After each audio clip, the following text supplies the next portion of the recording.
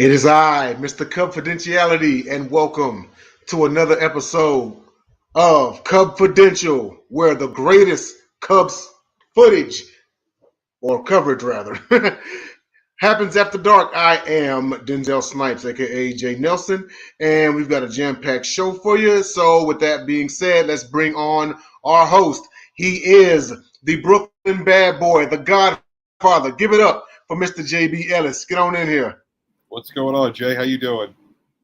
Hey, doing good, doing good. We got a jam. Got a lot going on tonight, so let's start off right away. Let's get Jen in here. Let's get started.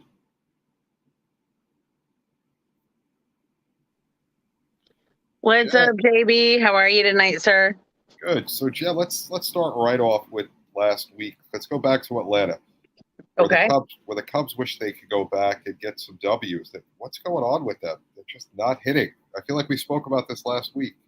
We did speak about this last week. Yeah, like the hits aren't there. We're Strawman outpitch Burns. It's just bad. Like pitching's not where it needs to be. I know our number one pitcher came back after 3 seasons, and he's off to a really slow start. The upside is we're getting we're getting the losses out now. I'd rather get them out earlier in the season, kind of like my Celtics and Jahan Phillips. That was for you, my friend. And they and I feel like they can probably pull it together if they want. We've got Suzuki, Player of the Month, woohoo! And we just have to get it together. We have to get over the yips. Whatever we have going on out there, it's just not gelling. I don't know if it's a locker room issue. I don't know if it's the issues coming out of the front office. I don't know. I really, truly don't know. I don't want to just say it's bad coaching because David Ross knows what it's like to play. He's been coaching for a couple of years now, but something's just not gelling. Something's not clicking. Something's not connecting. And it's got to connect. Because the Braves won that series 2-1, and that's not a good thing. I mean, you went down to Atlanta. Atlanta is struggling this year. Mm-hmm. You look at where they sit. They're second to last in the division. They're 11-14 as of tonight, and yet, the Cubs go down to Atlanta. 2 out of 3 games, they score 1 run. They didn't give up many runs in any of the 3 games. What do they have to do to win these series against these teams that, like the Pirates and the Braves that just aren't of the level that you look at as good teams? Right, because, if this were last year Braves, okay, I'd understand this series, right? I think all of us would. But it's not. And because something's not connecting down there either. And, it is Atlanta, just saying. But there's just, I wish I could be a fly on the wall in that locker room to put my finger on what's going on. Is there jealousy? Is there like I said last week, not enough practice or practicing the wrong things? Because we don't know. We just know the results that we see coming off the field or off the mound. Sorry. No worries. So, you looked at last week about the pitching performances down in Atlanta. You had Stroman, who had a great game, 6 innings, 3 runs, probably his best start so far in the Cubs uniform. You go out on the Wednesday and you lose 6-3. You win 6-3, which was great. And then you have the cap of the series, you lose 5-1. Smiley only with 4 2/3 innings.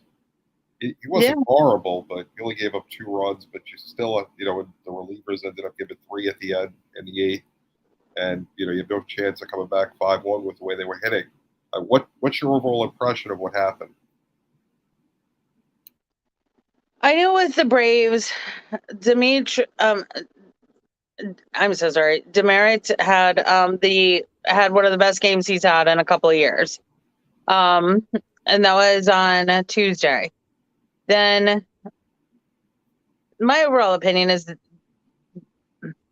something's not connecting.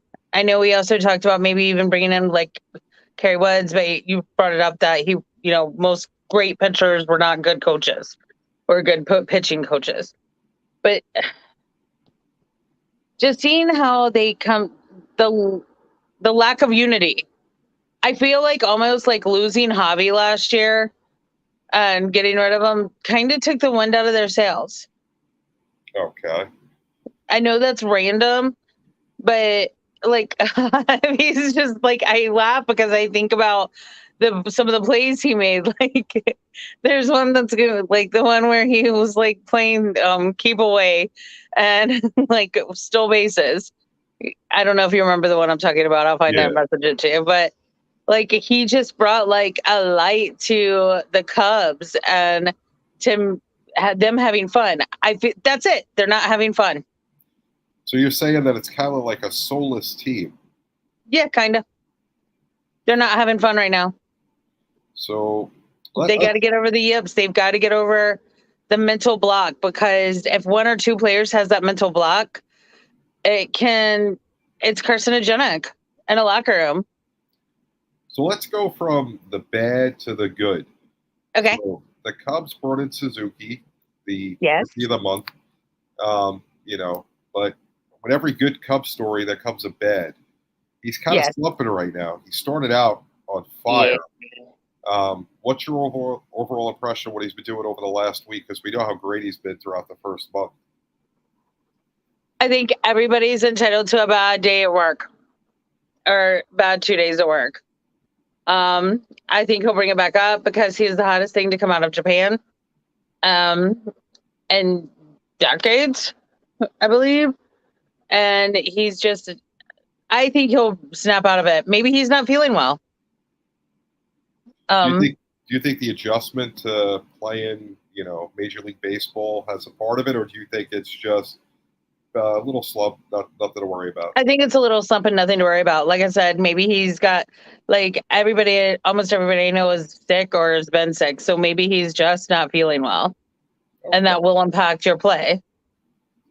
So, what's your overall impression of the outfield in general going beyond Suzuki right now? I want to take them on some team building events because they've got to come back together as a team. They've got to just unify and work together. And I mean, they look pretty good, but I feel like, again, there's just something missing. Like you can almost feel it sometimes when something's missing. You know what I mean? Right. So if you were David Ross, what would you do to fix this team right now? I'd go to basics, man. I'd literally do some team outings, some trust exercises, some community work, something to get their minds off of baseball for a little bit, off of the losses, and to helping each other and other people, because to help yourself, sometimes you usually have to help yourself in order to help others. Sometimes you have to help others in order to help yourself. Okay. Does that make sense? No, I definitely get you. I mean, it's, it's just tough because there's something missing. I don't know what it is. They're just not hitting the ball. And when they're hitting, they're just not pitching. Mm-hmm. So whatever it is, they just have to wake up and, it's not going to be a long season otherwise. We're only in, the second month of it. And, you start to fall 5, 6, 7 games back and you're a month in. What is that going to do 2-3 months in? Exactly. And that's what I'm saying. Honestly, they need somebody to come in, one of their season players, and just light everybody's derriere up and let them have it. And just say, get back together. Let's get back to basics. Let's get back to having fun. We can do this, because there's no team that they can't beat. There's just no team. You're not going to win every game, right? That's a given. But they shouldn't be getting this slaughtered. They shouldn't have what, 1, 2, 3, 4, 5, 6, 7, 8, 9, 9 losses so far? No, I'm sorry, 11, 12, 13. 13 losses so far this season. They shouldn't have that. I mean, no offense, Megan, I love you, but really to lose to the Rangers, I know that was spring training, but still, that's not always a good thing, especially when, they're winning, beating the White Sox, you know what I mean? Right. And spring training. So. No, definitely. So, Joe, where can people find you? Tell us real quickly about this podcast that was earlier tonight. Yeah. Yes, Three Chicks in a Pod. It's Carrie Johnson. You can follow her on Twitter and on Facebook, Chiefs Chick, and Megan Price, Queen of Hoops, on Twitter, and myself. And it's just three chicks talking sports. Tonight we tackled NIL and likeliness and how it will affect and impact colleges and players going forward. And we touched slightly on Title IX. I think we're going to delve deeper a little bit into Title IX in June when during the anniversary month. But it's a great time. It's a short show and it's exciting, and it's not always going to be in depth. We've got a couple of great episodes coming up, like NBA playoffs, WNBA. We're going to have some cool and fun, exciting people come visit us. Then also in the NBA carousel, the NFL carousel during the season, Pundit's Pundit. And thanks to Cole for letting me on his draft show at Cole McCain, the Play Callers Network. I appreciate it, sir. And I appreciate you, JB. Well, I appreciate you. It was a pleasure speaking with you. See you next week. See you later. Thank you. Bye. Have a good one. You too. So that was Jen, everybody. Next, we're going to bring in Jordan Long. Jordan's going to be on. We're going to talk some. Jordan, you look different tonight. Oh, hey, what's going on? Hey, I grew some hair. I see. Well, that was nice seeing Jake. But here comes Jordan. Hey, JB. Jordan, how you doing tonight? I'd be doing better if we would have beaten the White Sox. I mean, I have cousins in Chicago. I'm probably not going to hear the end of it, at least for this game. Hopefully tomorrow's a different story. I'm shocked they played the game. The weather was horrible all day. It was a bad rain. I figured they were going to call the game, and they came out and they played, and what did you know? It was not very good. No. But we'll talk about the Cubs Sox series later on. But I want to go back to last week. Still on the road, flew from Atlanta all the way up to Milwaukee, an hour and a half from home. And the Cubs having a bad week last week. We did. Lost two. What'd you take out of the series against Milwaukee? Well, the fact of the matter is we were outscored 20-4. But if you dive into the numbers, we were swinging outside pitches. We were going after balls. 39 strikeouts total in that series. That cannot happen. And most of these games, we were only having 2 to 4 hits. That can't happen. I think we're just pressing at the plate, to be honest. I mean, even our pitching has been a little off, but if your offense isn't there, that's not going to help you. So I just think we're pressing at the plate personally. We're going after pitches. We're not being patient. It's the same song and dance we talked about last week. I mean, you look at the 2 losses, Hendricks and Steele, not even 8 innings pitched combined, and both got shelled. They did. What do you take from that? I just take the fact that they didn't have good outings. It's going to happen every once in a while. And I'm just thankful that, David Ross was smart enough to say, you know what, they don't have it. Yes, he took them out late, but at least these deficits weren't, 10, 12 runs. It was only, he gave up, Hendricks gave up 3 home runs. You can't have that. It was way off his pitching location, but 6 runs. Again, at least Ross took him out. And then if you look at Steele, he, again, didn't have a good outing. 3 innings pitched, like you said, gave up 7 hits, and he had 4 earned runs. Or 4 runs, 2 of them earned, but we had some errors. So defensively, we weren't playing well either. It's just a combination of everything we've been talking about. No offense, no pitching, And honestly, our defense hasn't been that great. You can't have that many errors. So, I mean, the Brewers right now, 15-8. You know, they've had their way with the Cubs. I mean, granted, Stroman had 2 solid outings last week. Maybe he's back to what the Cubs expected when they signed him. But you're looking at that, your overall take of the pitching staff from these 3 games. What's your impression? What do you take from it? We're just not doing what we're supposed to. I mean, Kyle Hendricks is supposed to be the ace of our staff, didn't pitch very well. You have, you just nailed it on the head. Stroman's pitching very well. Now, do you switch up your rotation? I know they sent Leiter down to AAA to get right. Do you send some more people down? I don't know. I just think right now something has to change, whether that's mixing up the rotation, saying Stroman go before Hendricks. That may help, but it's also a bullpen problem too. I understand that our starting pitching didn't do well, but the bullpen hasn't done well either. So I don't know if that's really on David Ross, but he's the one that has to say, okay, we got to take you out. This is what I'm saying. I don't know if they're having even the right scouting reports, to be completely honest, early in the season, because it really boggles my mind that you give up 20 runs in one series.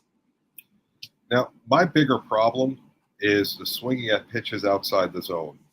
I mean, back last year with Javi Baez, he's a free swinger, and the Cubs traded him, But to me, I always look back to teams that do well, and the best way to win in Major League Baseball is to get to the bullpen. Once you start swinging at pitches and giving away strikes and striking out on pitches that are nowhere to be found, you're giving up any advantage you have.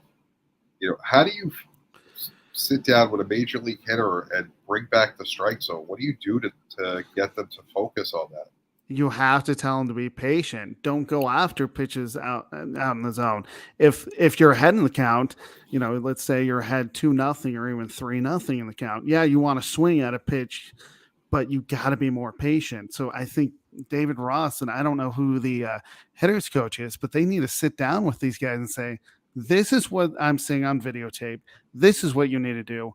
Just be more patient. Like you said, Javier Baez, he drove me nuts, but at least he was a little patient at the plate, even if he threw, or even if he, swung at pitches outside the zone. I just think they need to be a little more patient. So again, that goes back to scouting reports and saying, this is the pitch they're going to throw. It's going to be down in the zone. Don't swing at it.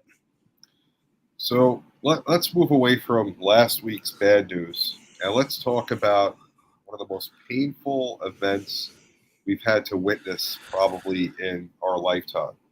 And if you're a Cubs fan, when you saw the Steve Bartman incident,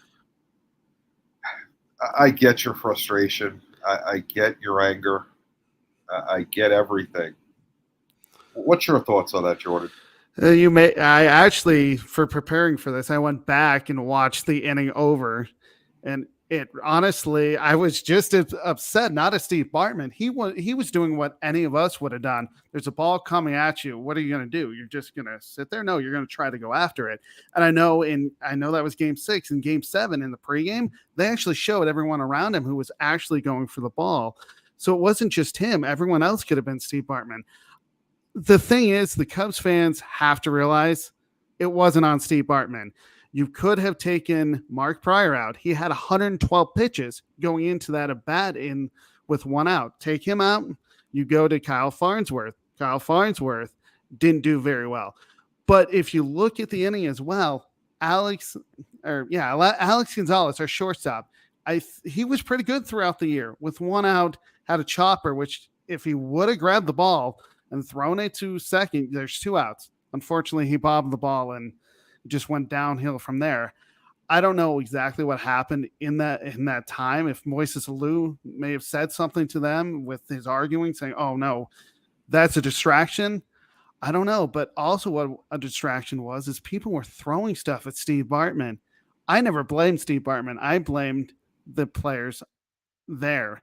Could have been Dusty Baker saying, "Hey, let's go to the bullpen." Sure, we can sit here and say what if, but the thing is what the Cubs fan did to Steve Bartman for what? We all have to remember there was game 7 at home and we had a lead and we blew it. So you can't just blame Steve Bartman.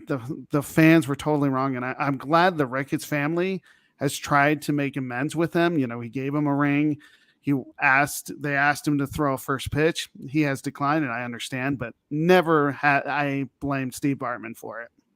I mean, can you imagine you're a lifelong fan of any team, Cubs, I'm a Yankee fan, you know, it doesn't matter who you root for. You're sitting in that front row, you know, just to give you a story real quick. So I'm at a Yankee game, and we snuck up to the front row. I think it was 96. And it's the eighth inning. Wade Boggs catches a foul pop-up about a foot from me. Everybody reaching for the ball because that's what we do. Mm-hmm. You know, Wade gets the ball after he catches it. He's going to throw it to the fans because it was the third out of the inning. There's a little girl 2 seats next to me who he's throwing it to, and it's obvious he's doing that. I'm reaching because what do? You reach for the ball. Mm-hmm. It took everything I had to stop myself because it was like a 6-year-old girl. You're not going to take the ball from the kid. That's horrible. How could you blame Steve Bartman in the middle of that when you have, you know, all this game left? All you have to do is play the baseball game. Right. I can't. I was even hearing an interview with a guy, I think this was in 2017, who actually was sitting two seats next to Steve. And he actually saw the ball coming. He's like, oh, I don't want to touch it.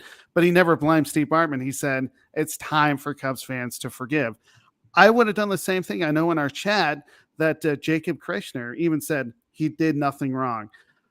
I get the emotions were high.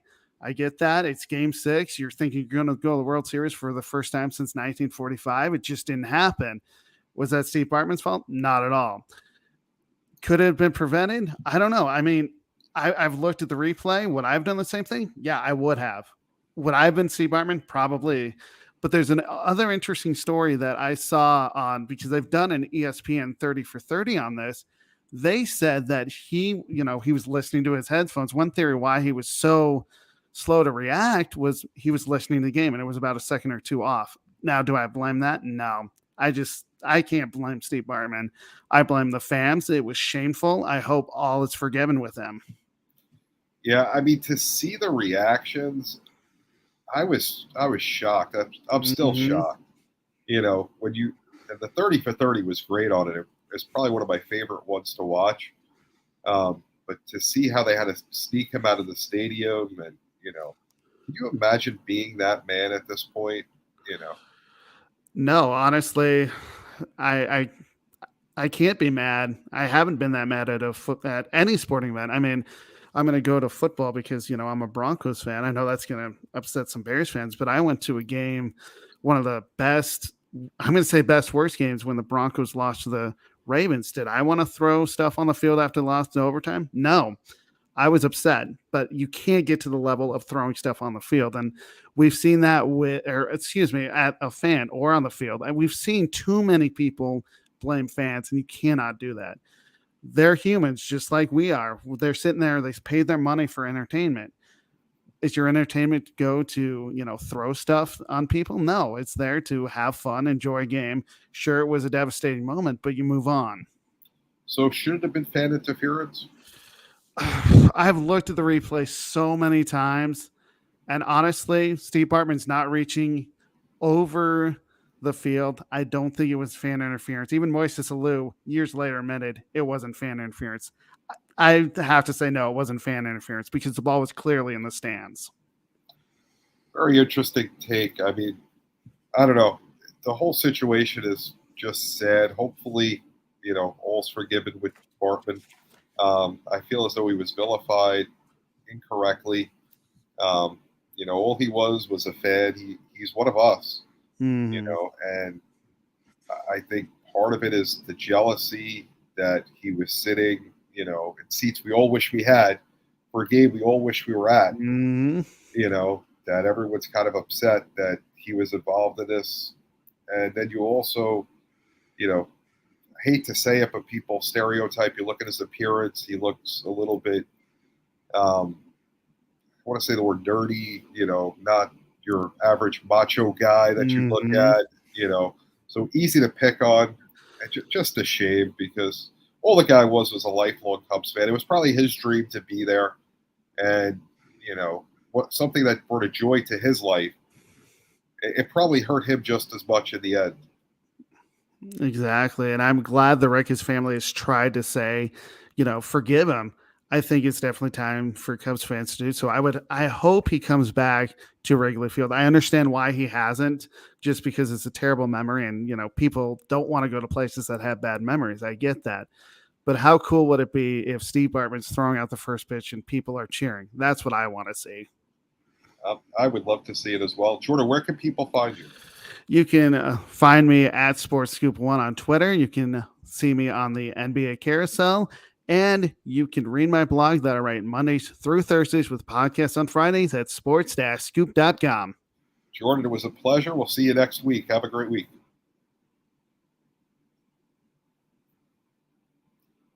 All right, so that was Jordan. A little talk on the Bartman incident, bringing back some bad memories. Let's see if we can make this a little bit happier. Let's bring someone who we haven't met yet. So we've done 2 shows. You guys haven't met Steve Schwanda yet. Steve, welcome to Cubfidential. Thank you, buddy. How are you doing? Doing good. So I mean, this is late for me on the Eastern time zone, but luckily my Warriors are playing right now, so I'm still awake watching that game, and it's still a close game. But yeah, I thank you guys for talking about that terrible memory. That was really fun. But I got to keep everybody awake. Talk about the wrestling things. But I do agree though. Like, obviously, Bartman did everything that any of us would would do that. Anyone that says they wouldn't have done that. If any of us was lucky enough to have those seats exactly at that game, yeah, well, like I don't even want to think about how much he paid for those seats at that game. So exactly. But yeah, man. Like I said, even when it happened with me, when I saw Boggs was throwing it to the little girl, I had to physically stop myself mentally because I was reaching. And then I looked and I'm like, no, you can't do that. That's a little kid. Yeah. Be cool. We've all been there at various times and in various situations where you just naturally catch yourself doing something, and then you're like, oh wait, they're trying to give something to a kid, or they're trying to do and you just have to try to stop yourself. But your first reaction is to move forward. So I know I've had it at wrestling events, like outside, the arena, and I see these wrestlers because I like professional wrestling. Sorry. And, I'm trying to get pictures or whatever. And I see them, they're going to try to go to the kid. Right. And you want to try to like reach over, but you're like, no, go ahead. Go ahead. Dude. Yeah. Like, I'm not going to, especially because I'm a dad. I mean, now my kids are 14 and 11, but still, I'm not going to like push some kid out of the way and try to get a selfie with somebody, so. But it's just, it's the natural reaction till you catch it. I completely get it. And obviously, and you could have talked to Jordan about that for 2 hours about how many other plays in that game decided the game more than that, right? Like, obviously, we could have went the whole season just talking about that. Yeah, absolutely. We could go through everything, and Moses' Alou reaction didn't help because he kind of threw a little, fit instead of being like, what, it was a foul ball. Like, if he reached over, but like you're reaching into the stands, like what fan doesn't want to catch a foul ball, Exactly. But anyway, enough about long injuries. We have injuries this year to talk about of our pain. So, I mean, right now, what do we got to do? What's got to be done to catch the Brewers? Or the Brewers the one to catch? Yeah, I mean, I definitely think the Brewers are the ones to catch. And I could say a simple answer like they can't, but it's still very, very, very early in the year.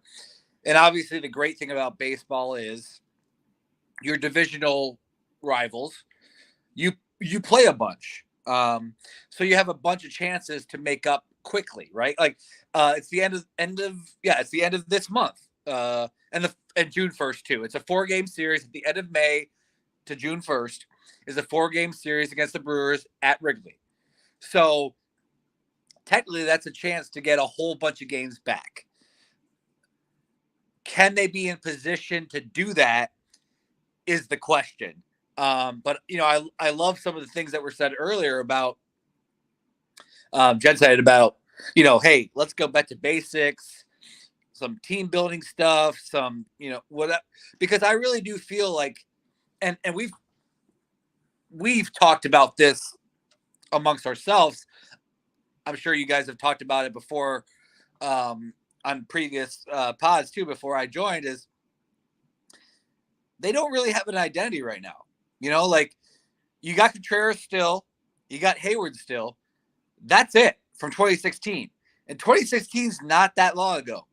And if we, go back in time, we see Baez, Bryant, Rizzo, blah, blah, blah. Then all the pitchers, you're like, oh, they're going to win, 2 of the next 3, 3 of the next 5, like that was kind of the feeling. Well, that didn't happen because obviously it's really, really hard because everybody wants to win. They're all professionals. They all want to win, so you could say it was a letdown that they only won 1. But then at the other time, you're like, well, they didn't win for 104 years or whatever it was. So I guess we'll take the 1. So Right. it's just it's such a mixed bag. But that's the biggest thing. And John said it. I don't think this team has an identity right now. Like who are they? You're right. Are they going to be that next breed of some of the younger guys and finding their way? Or, just Contreras and Haywood and a couple other guys been like, hey, Hendricks, like, hey, let's, give another run at this thing. And that's a really tough thing to do, especially in baseball where the season is so long. And then, of course, this year, you didn't have a normal spring training. So you had a short spring training. And so, yeah, it's a big mystery. Obviously, tonight, they lost to the Sox 3-1. And really, like, that's the thing. If you give up 3 runs, and by the way, your starting pitchers threw 18 pitches. If your starting pitcher throws 18 pitches before he's pulled and you only lose 3-1, like, your pitching staff did what they were supposed to do. Like, you got to get some hits. Like, that's the thing. I mean, when you look at the stats, stat-wise, the offense as well, it's just they're not hitting timely. Yes. It's a killer that, it's great to hit for average, but if you don't hit when guys are on base, you're not going to do anything. Yeah. I mean, 1 for 3 is so misleading, right? Because, 1 for 3 is 333, right? Quick math. Exactly. Get that in my head. 333, you're an all-star, right? If you're hitting 333, you're an all-star, right? So if you're 1 for 3 every game, you're hitting you're hitting 333, you're great, right?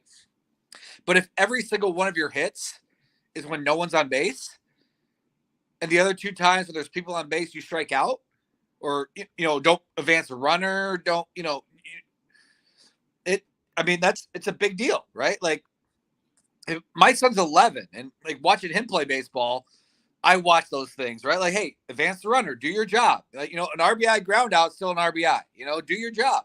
And if they can do it at 10 and 11, you would think the majors can do it too, right? So, that's why it's so huge timely hitting. Obviously if the pitchers get shelled, if you lose 11 to, 7, yeah, it's on the pitchers. But if you lose 3-1 and you have 6 hits and the other team has 7 hits, but they scored 3 runs and you scored 1, and there was 1 home run. Tim Anderson hit a solo home run tonight. So you take away that home run and you got a 2-1 game with, 6 hits to 5 hits. So 6 hits to 5 hits is a 2-run game. If you take away that solo home run from Tim Anderson, right? Right. Then it just comes down to timely hitting.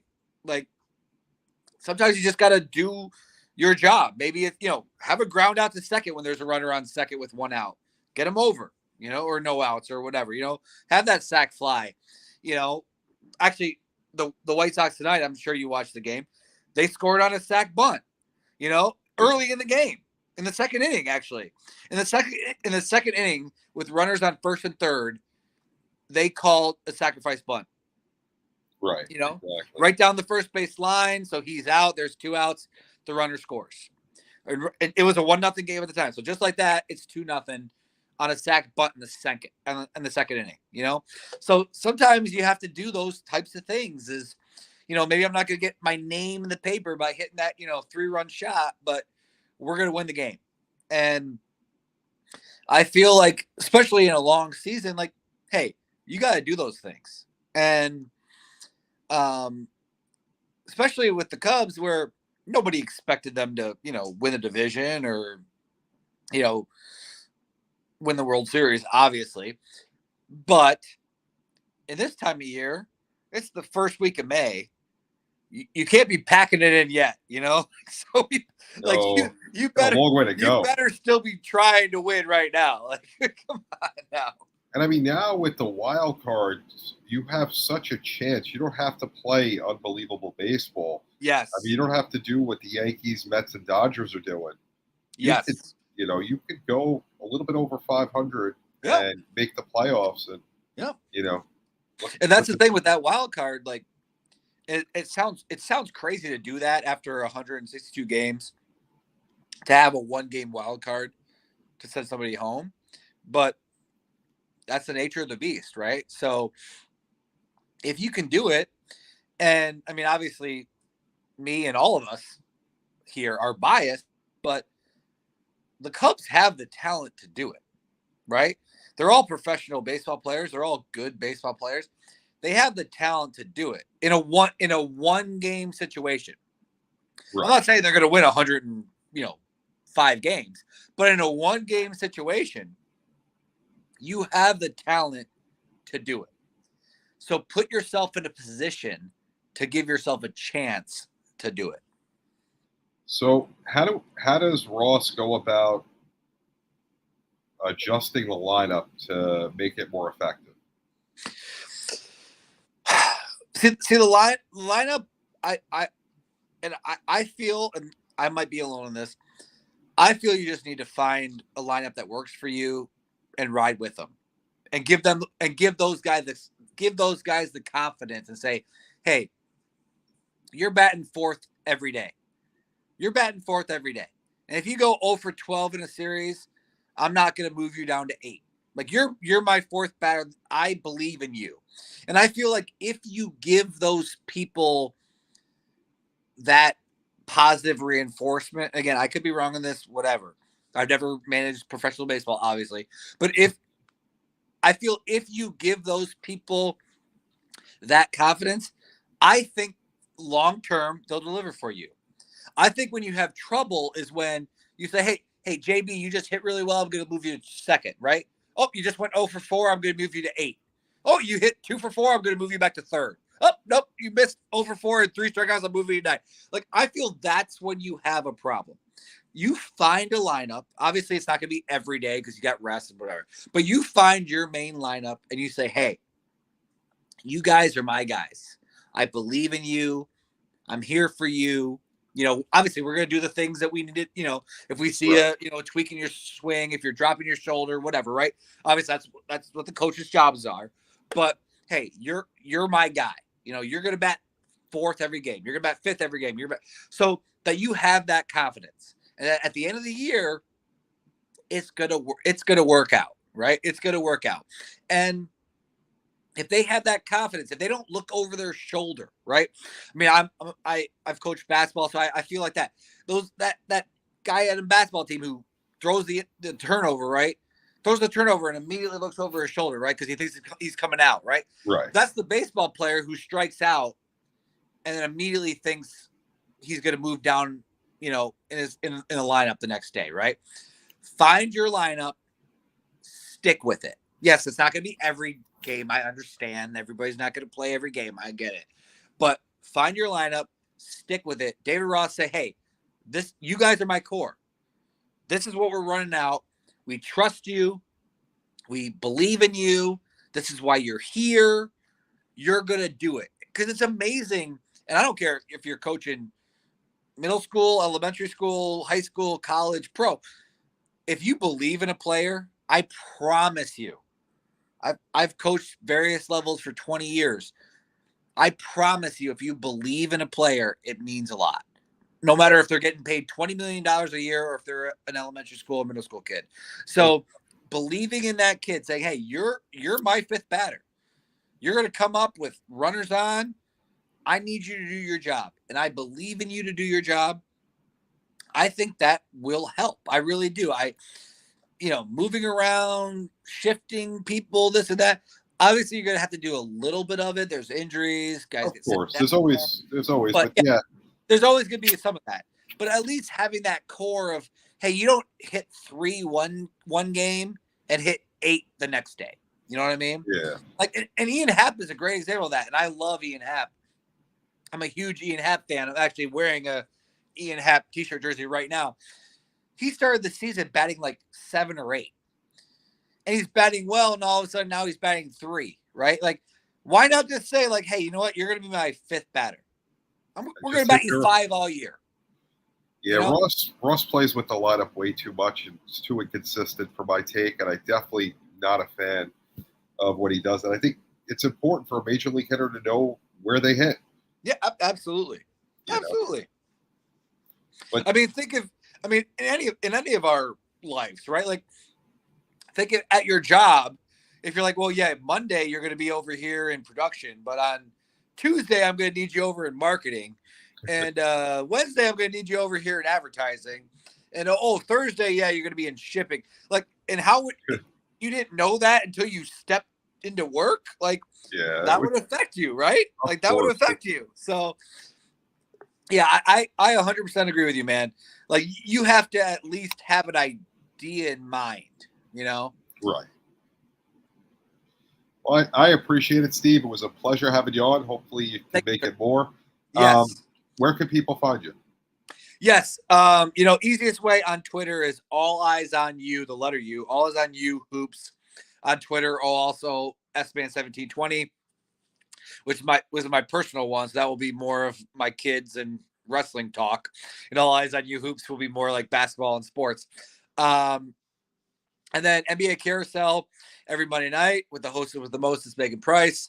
Hoping to get here more. 11 o'clock Eastern is late for me with my schedule, but I'm hoping to get here more. And then just any other time that I get on. Last week for the draft special, Playmakers Cool had me on, which I love. So hopefully I'll get some more football talks too. But hey, definitely appreciate it. And thank you, good sir. Thank you again, Steve. All right, next up, we have Jacob, the pundit's pundit, joining us. Someone needs to tell me how to get Schwanda's his little basement there, his little man cave.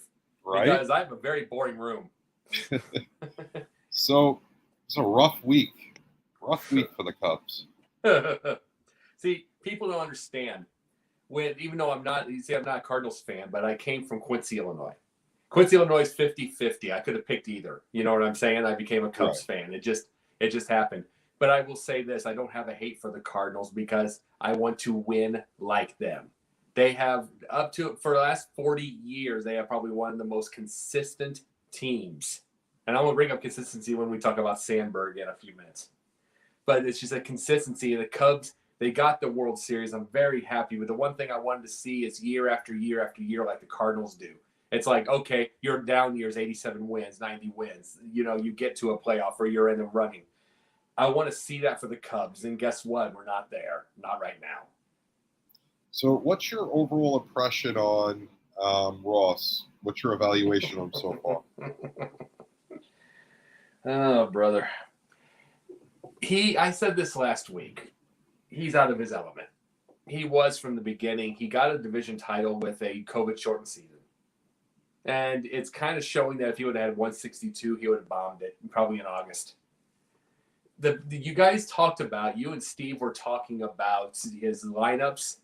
All of that, first off, it all started, the whole lineups thing with the leadoff hitters and everything all started way, way back with Madden. It started when we lost Dexter Fowler.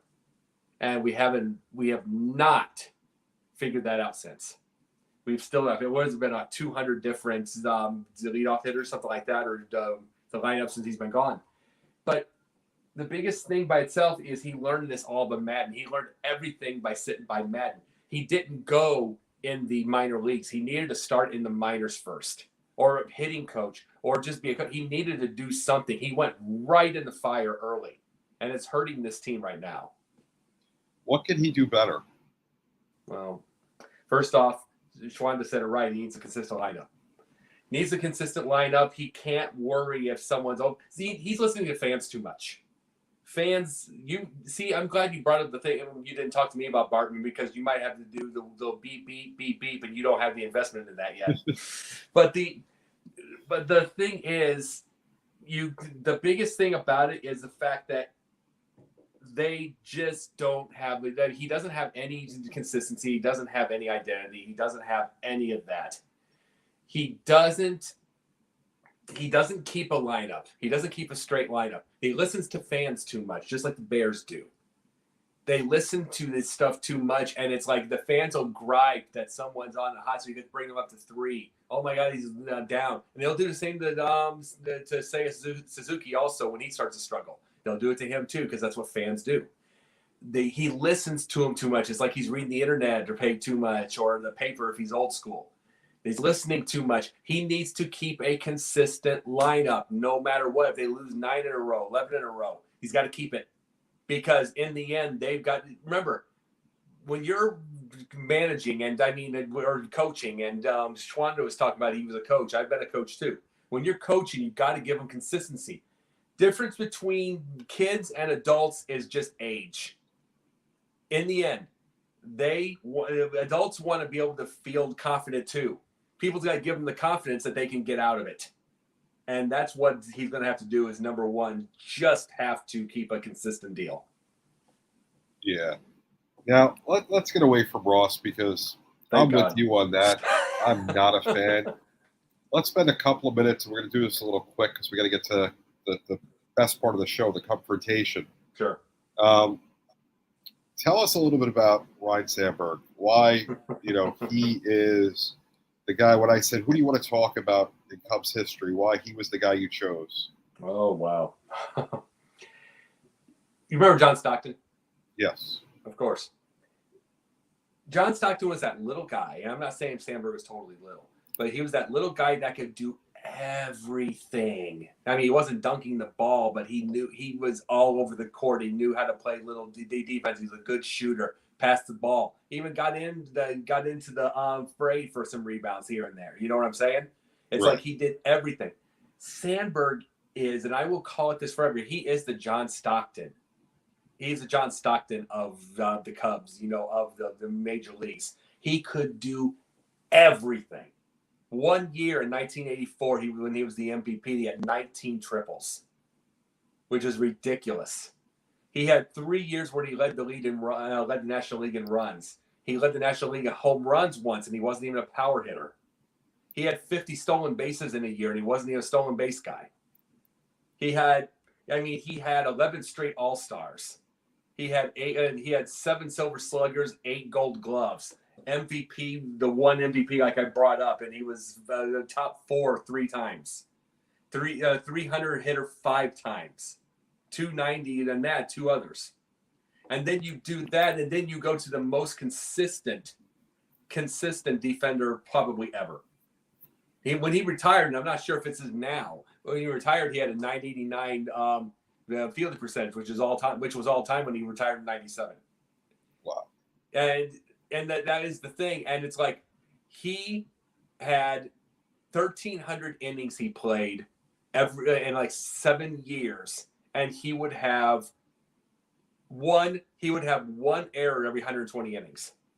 Wow, that's insane. That's it. I mean, that just means consistency. Time after time, the most errors in one season was 13. He played third baseman one year in 82. He played shortstop when you would have to take somebody out. He played all the positions except for first base. He could, like I said, John Stockton, he could do everything. Well, I'm going to challenge you to find your 3 best Sandberg moments for me for a show in the future.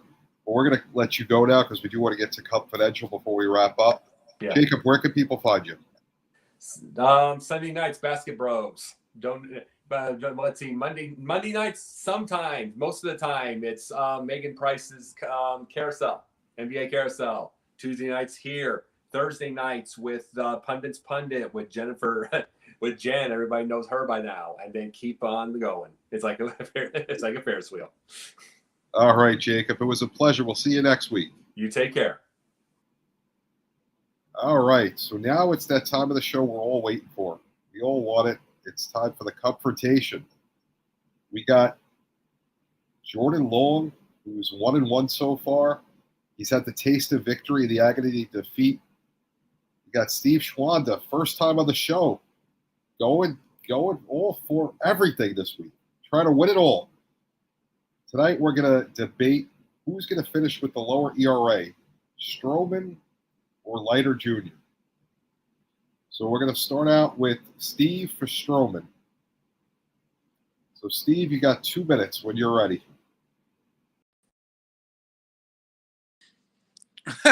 Oh, I'm ready. Yeah, listen. So it's fun that me and Jordan are up in this because we've talked about some other things in the NBA carousel recently. So here we go. So Stroman, his last outing. I'll just say this. Let's drop some numbers. 7 innings pitched, 1 walk, 2 hits, no earned, 5 strikeouts, and a win against Milwaukee. Okay. So in his last 3, 15 Ks, 3 walks. Okay. 9 earned runs. But 7 of those earned runs was in 1 game, actually against Atlanta, right? No, yeah. On 420. I'm not saying anything. I'm just saying. He had a bad outing on 420. I'm just saying. But yeah, I think he's going to find his groove. I really do. I mean, he's got, obviously right now he's got a less ERA. It's 5.13 to 7.84. With more innings pitched. So obviously he's going to give up hits and all that stuff. Lester just gets set down. Obviously, Jay will talk about that, but I think he's going to find his groove and come back. Obviously, I believe in that. I believe in him. I think he's going to be their 5th starter long term. But I love the start that he had against the Brewers. I feel like he's finding his form. And, the way that he's playing right now, I mean, his last 3 starts against Tampa Bay, Atlanta, and Milwaukee with 15 Ks and 3 walks, 7, 6, and 4.5 innings. Obviously, the 4 1/3 I don't like, but the 6 and 7 innings pitched, I'll take that. Absolutely, I will take that. And now someone will tell me that I'm wrong, even though I'm not. Okay, you made some pretty good points. You definitely did. But here's the thing. You have to look at what Leiter's done. He missed the entire 2019 season. 2020, he tried to make the Diamondbacks roster. It didn't work. So you're looking at 3 years that he hasn't pitched. He didn't have a lot of spring training help. Then he goes out and he's only pitched 10 innings and his ERA is 7.84. Okay, I get it. Why you sent him down to Iowa? Go ahead and have him, work on his stuff. But you look at his last outing, he actually pitched well out of the bullpen. So maybe that's where Leiter can actually pitch, is out of the bullpen. Not as much pressure to be a pitcher, but I will say this. You brought Stroman. Why?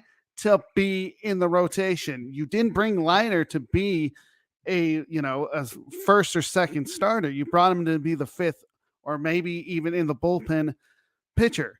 Stroman has struggled right now. Yes, he had a great outing, but the fact of the matter is I think the fact that Leiter is now in AAA, that's going to help him work on his mechanics, and he's going to be back better than ever trying to induce ground balls. Will it help? Yes, certainly.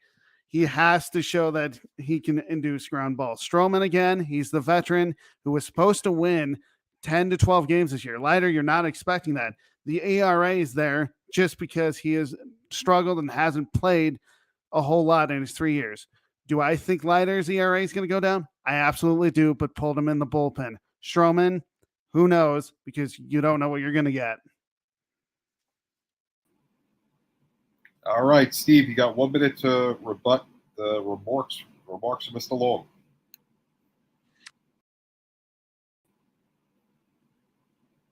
That's me again. Yeah, there you are. Hi. Hey, JB. No, great stuff. Great stuff. Though at the end, you just kind of told my point. If he stays in the bullpen, it makes it really hard to get the ERA down because you need a whole lot of appearances. I mean, that's the thing. Like, Leiter's had 4 games, right? He's pitched 10 1/3 innings. In 5 games, Stroman's pitched 26 1/3, right? So you got 16 1/3 innings up on him, right? So to get that many innings up, like, I hope he does better, but he's still not going to catch him because I think he's still going to be in spot situations where Stroman's going to be given, 5 to 7 innings every start, which is why he'll have a lower ERA. Because 1 run won't hurt him. So, Jordan, you got your minute, and then we're going to pick a winner. We got Jay coming in to tell us who won. Jordan, here we go. Again, Steve, we brought him in, Stroman, to be a starter. What has he done? He hasn't been fairly well. He hasn't pitched fairly well. So, yeah, I think you hit it on the head a little bit saying, well, put him in the bullpen. Well, guess what? If you put him in the bullpen and he pitches more than 4 or 5 innings, even on a spot start, your ERA is going to go down. So he has to be able to put the ball, in the zone so hitters can't hit it. Stroman, you're going to have more starts. I understand that. But as a bullpen person, you're going to have a lower ERA if you induce ground balls. It's going to be a little bit difficult for him to do so. But even if he does, that ERA is coming down. Stroman, you're going to pitch 6 to 7 innings. And what if he gives up 5 to 6 runs every outing? His ERA is going to go up. Leiter's is going to go down even with 1 inning pitched. All right, that was Jordan Long with his rebuttal. Now we bring on Mr. Cubfidentiality to pick our winner. All right, am I on the screen yet? You're there. Okay, here we go. All right, now I'm live. Okay, man, great battle between the two. Steve did a really great job in letting folks know that Stroman needs to pitch more and such. However, in Leiter's case, Jordan made a great point that he could pitch less, but if he gives up less, then his ERA is naturally going to go down. Kind of playing within the rules of the sport. But it was a close one. I'm going to give it to Jordan on this one. I thought he did a great job in justifying why Leiter will have a lower ERA than Stroman. Of course, we have the rest of the season, so we'll see. It might be a part 2 to this one. So that means Jordan has the lead with 2 wins. And that's going to do it for tonight's show. Make sure you check us out everywhere. If you watch it on YouTube, hit subscribe. If you watch it on Twitter, Facebook, thank you for being there. Go check out the YouTube, Sideline Sports. We're everywhere. If you watch it on Fox Sports 1340 over in Maryland, Virginia, we have the O Show too. If you're not a Cubs fan, don't worry. We got you covered. We cover everything. 7 nights a week for you guys down there. All right, guys, it's been a pleasure. We're out. Thanks for watching Cubfidential. See you next week.